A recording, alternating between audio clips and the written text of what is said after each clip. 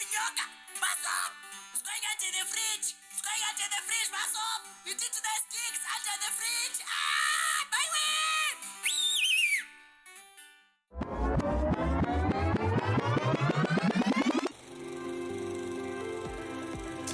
Welcome back to the NBA podcast, where each week we explore the side streets and rabbit holes around movies, books, and albums. In this second part of episode 3, we shift our focus to the music of Black Mamba Man and his 2017 album, Anti-Venom. Enjoy the podcast. Devin, I must say, I loved that album. It's like I thought you might.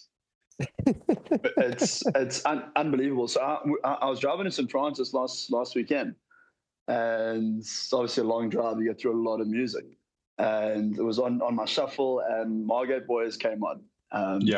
And then and Tash was like, "Oh my gosh, have you heard his other song, Black Mamba Boy?" I'm like, "No, I didn't even know this like had other songs." She played it for me, and I was like, "You've got to be joking! This is incredible. This is like the best storytelling I've ever heard in my entire life." And then I started listening to the album, and 4 songs, and I'm like, "No, this is it. This is gold." And that's when I was like, "Guys, we have to review this album." No, I'm very stoked with it, and I think and there are also lots of overlaps with The Whale and Aronofsky's work with it as well. There actually is, yeah. There were plenty overlaps there that I saw. Yeah, tell me one.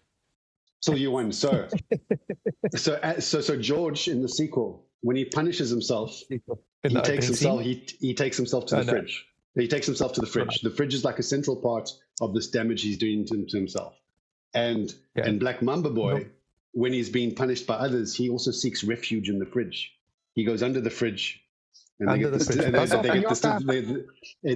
Going under the fridge. Exactly. And then the reason why they beat him as well is that just like George in the sequel cannot control his appetite, Black Mamba Boy is a victim of his own appetite, and he's biting the other children in their ankles and their calves, ultimately destroying his relationships and his love, ending his life. But then, even though he's ended his life, he finds resurrection and redemption and eternal life through spending the rest of eternity in the glass bottle in Bulawayo's Natural History Museum. Where you can see it for $3. Yeah, I'd be ashamed for the blatant symbolic plagiarism that's taken place in that story. But it's there. And again, it's art, so it should be shared. People in the Northern Hemisphere who don't listen to Black Mamba Man deserve to know that story archetype. So the fact that he's borrowed it and put it into his movie, into the sequel of George of the Jungle, I think it's okay. Yeah. And they're both African stories ultimately. So of course. It is derivative, but it is art. And a lot of art is derivative. Exactly. And plagiarism is just another way of like doffing the cap and saying, "Well done, sir. Well played." Well done, Black Mamba Man. Exactly. Noah as well kind of reifies the snake.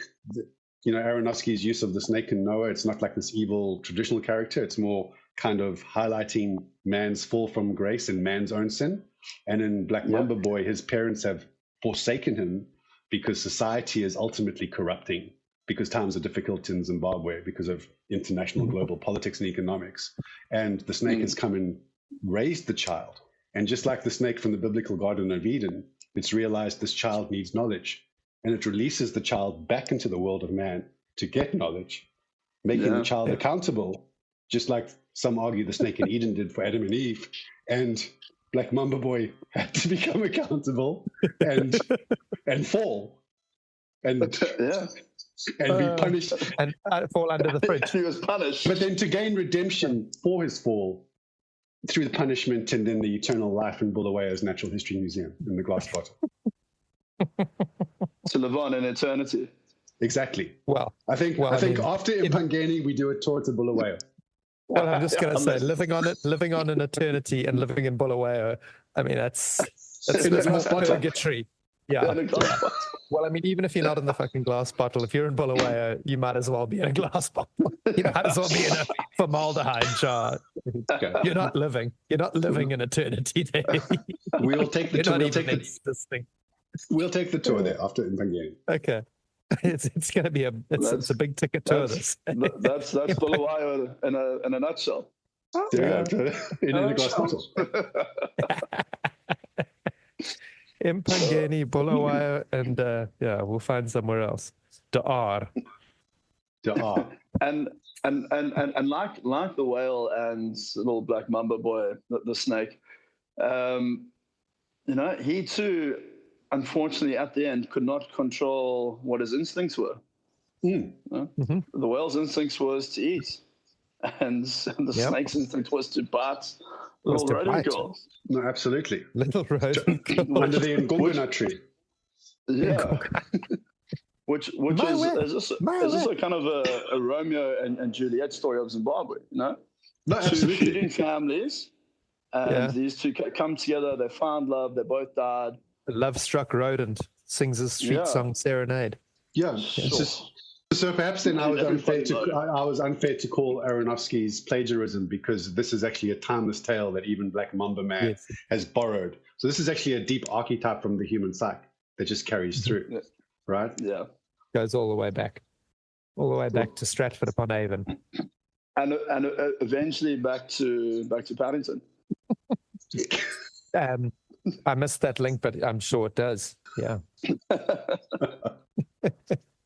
But yeah, no, it's a great album, Dev. It's really, it's kind of the stuff that when I was in my early 20s, like learning to play guitar, that album kind of captures everything. Just the stories and the rawness, and like what's bizarre is, like, when I was editing the last 2 episodes, like I made a mental note to myself. I was like, Thorin, you've like kind of made reference to David Kramer in both of these episodes. It's like, stop being such a fanboy. Don't mention David Kramer again. And then you give me this album. Invite him on. Yeah, you give me this album, which is like Kuskum Bass, David Kramer, Valiant Swart, Johnny Clegg, Sid Kitchen. Flight to the Concords. Yeah, just all in one, which is just really good. So that's actually initially what I first thought when I was listening to him. I'm like, this takes me back to when you first came back from Stellenbosch, the long hair and your guitar, and you were singing songs for us and singing about Uncle Mark, and the way you would create these stories in your songs. And I know that obviously comes from Kuskum Bass and David Kramer. Yeah. And that, like, when I was listening to it, I'm like, Oz is going to absolutely love this stuff. And it is, I mean, like, it's beautiful storytelling. And he starts off like with like all these fun stories, and there's one about Jeffrey, which I think is phenomenal. The guy, no, Jeffrey. Divorce, sells his 2 cars and goes and drinks living the dream. Selling trinkets. Yeah. And Jeffrey is the other side of the coin of George's midlife decision in the sequel. They both left their family because they wanted to be alive, and George made one choice that had out of his control a range of things that took him down his path, but Jeffrey went down the fork in the road a different way, and it worked out very well for Jeffrey. Again, the cautionary tale is like, if you're having this midlife 40s wobble, you could end up, with endorphins in both hands, or living Jeffrey's life, which seemed a lot more fulfilling. Yeah, albeit not pull away. Yeah, could be fun. You could hang out. You could hang out with Faisal. He could actually be in Harare. He mentions the tin roof a lot, so I think a lot of it's in Harare. Yeah. Well, when we did the tour, we can go there as well. We'll play the roof. Yeah. What I really enjoyed and appreciated, like, I was listening to it, and like the first half was like, well, like the whole thing production wise, what I like about music like that is if you were at a bar with this guy, or if you came to your office, or if you watched him in a club or a venue, he would pick up the guitar and it would sound better than the recording would. Him live in a rough environment would sound even better than the recording, as opposed to like a big band kind of setup. But then it's like you've got kind of the laughs and the story. And then halfway through that album, he then kind of shows his vulnerability with, this is an instrumental piece with the audio tracks from my friend's GoPro cameras from our 2 deployments in Afghanistan. And then there's that song that's just got that kind of meditative, trance-like kind of guitar feel to it, with just the sounds of combat and his friends falling in the background. And then the songs take a much more serious turn, which is holding on. And I think that depth and vulnerability he reveals, then kind of, it just magnifies the fun and the ridiculousness of the storytelling before. Yeah. No, so Yeah, so that blew my mind for me as well. So, like, obviously, like when I told you guys to listen to the album, I haven't got there yet. Yeah. And then we drive in, and then he drops that. This is from GoPro footage of my Afghanistan tour. You realize it's like was in the Royal Marines, and then he has a lot of like reflective like six songs years, after like that. from the age of 17, 6 years in the Royal Marines. yeah. Yeah. I mean, what were we And doing it's- 17 to 23? Well, yeah. Oh did you hear the reason why he signed up? Yeah. no. No, so they listened to an Fascinating. interview Tell with me. him. No. So he was about to write his O levels, but he reckons he's dyslexic and he's got ADHD. So the teachers came to his parents and said, the kid's not even going to pass O levels. So he's got to find something to do. And a mate of his had a CD or something, which was raising funds for some military college. And that led him down the path. And they said, no, you can come join the army and get paid. And he said, geez, that sounds pretty good. So at 16, I think he made up his mind. And then, flew across to the UK. But he signed up for 22 years. Apparently, your initial sign up, he said you have to sign up for 22. But I read up on it. You have to sign for 12.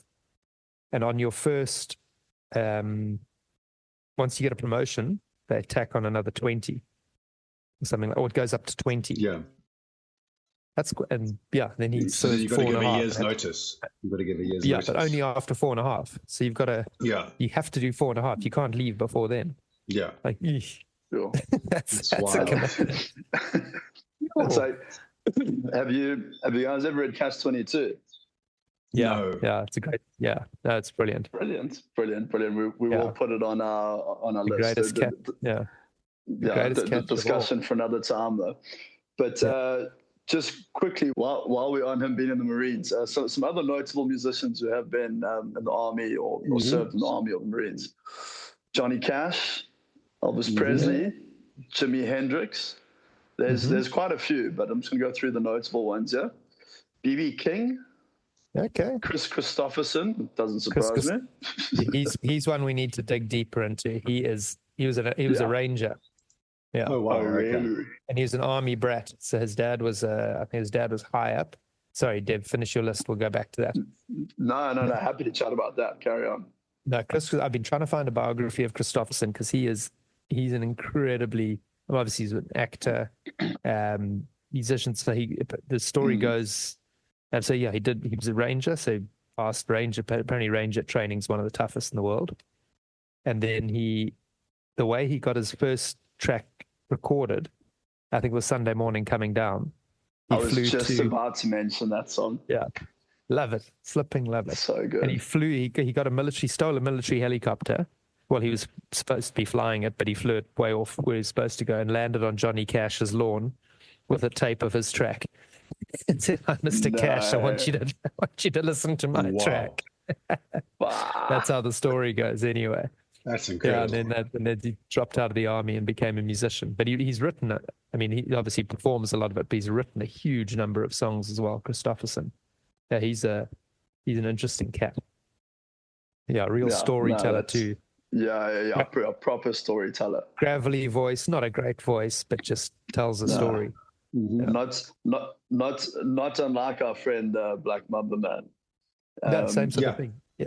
But I mean, like there's the one song he does called Shame Lane when he's like just on the jaw the whole time and getting absolutely buggered up. I'm like, he's not just telling his story; he's telling 99% of his population story. You know, everyone's gone through this.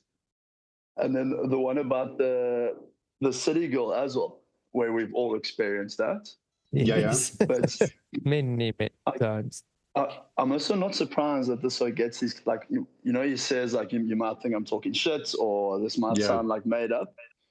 Yeah. But crazy things just seem to happen around him. So I know for a fact at his one concert he was playing in Mozambique, and there was this.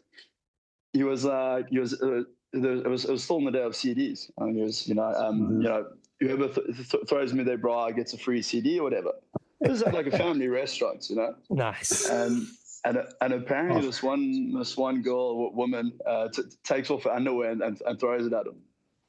She's quite drunk. So sitting with the underwear. She's in a skirt, no underwear. family restaurant. Anyway, carries on playing. Next thing is told like there's a whole bunch of kids there. It's like, well, sit down, stand up, son. Even worse. He's like, whoever acts like the best monkey, will get a free signed CD. So now this chick reckons this is open for everyone. So now she's jumping from table to table, swinging from the fucking rafters with no underwear on, wearing a short skirt. I mean, there must be a song written about her somewhere. And there's no, absolutely. I knew a Zimbabwean girl like that, actually. Anyway, that's the story for another time. Georgina of the jungle. But it's a wild place still. I mean, Zim, it's one of those where we think rules don't apply here, which, I mean, we're the Wild West, but there it's so small and so insular that wild shit just happens, and there's nothing to do but grog. It's like kind of this Southern African experience and I know Zimbabwe is like South Africa times probably 10, but it's still this, what underpins his stories is that kind of this experience that we share living here, it's kind of, it is wild and free, and all the things that are wild and don't work well are the things that allow us to be free, which is really kind of interesting.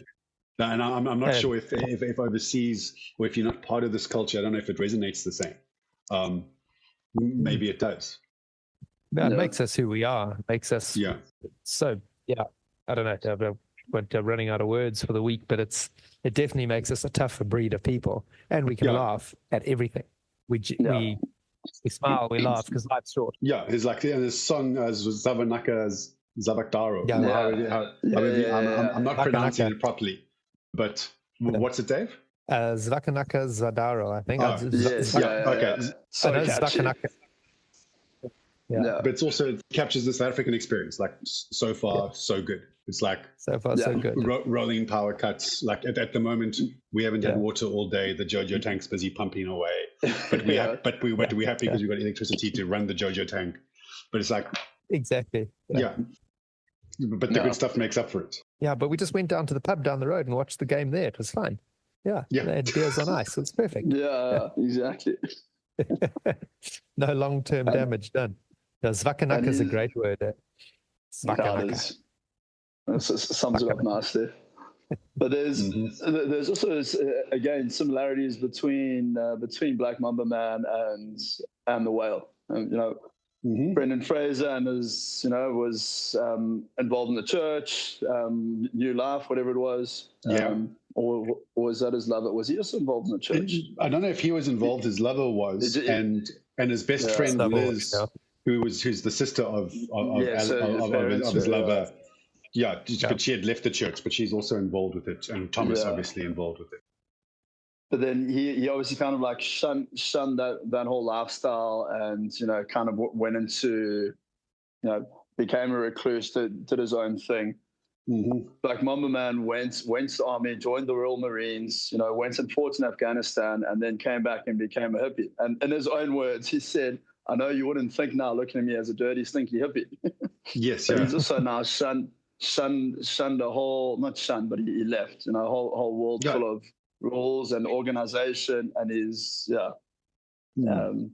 I found that quite interesting, both of them on their kind of different arcs of almost rebelling against what they actually were a part of.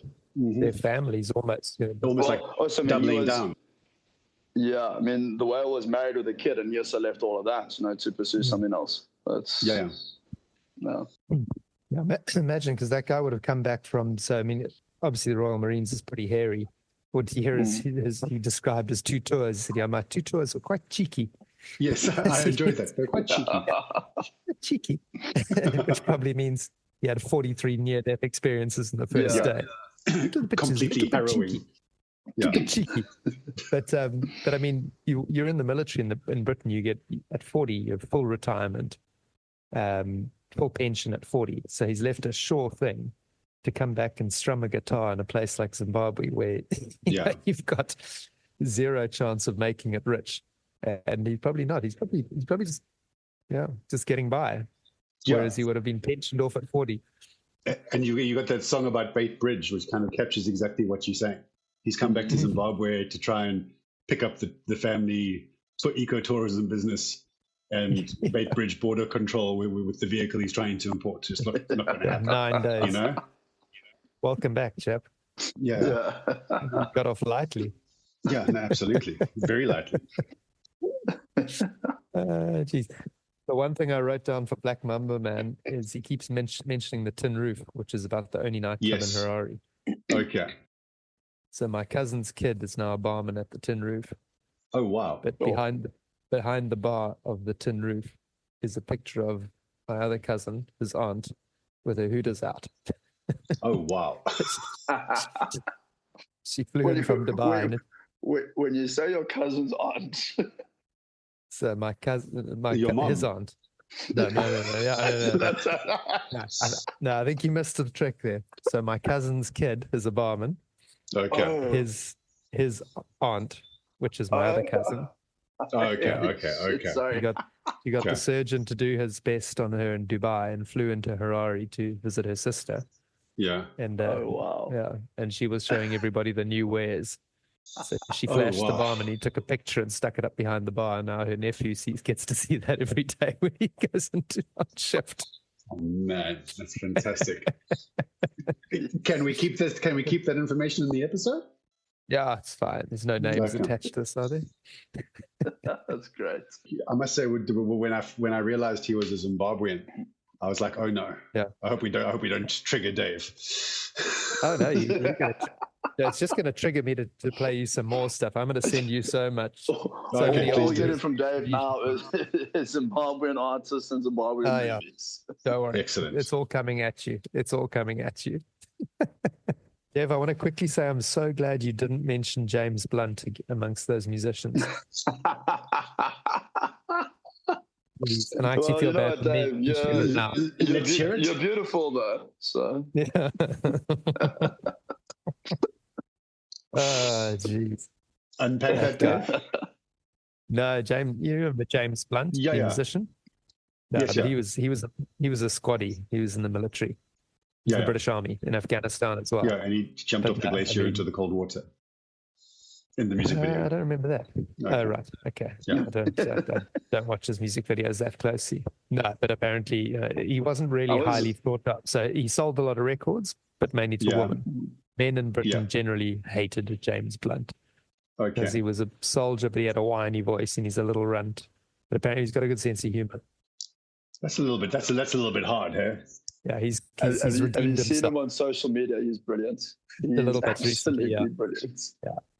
But I think when he first came out, social media wasn't a thing. So everyone just hated this little weedy little guy with this whiny voice. I saw him live at Botanical Gardens. He was actually really good, and he was extremely fun. Okay, cool. No, sorry, Mr. Blunt, if you're listening. I'm just reporting what the general vibe in London in 2003 was. We were willing to send you back to Afghanistan. Well, it's possible he could be that one listener through a VPN via Mpangeni. You never know. Yeah. He's flown out to Mpangeni to escape all the hate. Come to a quiet town in South Africa where no one will know him. To his fan base. Shout out to James Blunt or the other person in Mpangeni if you've managed to listen to a second podcast. Love you, James. Drop us a message, we'll send you a sticker. From the Humboldt Sausage Company.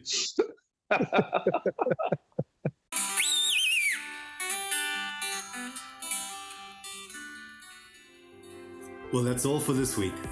Thank you for joining us on this fever dream of a discussion.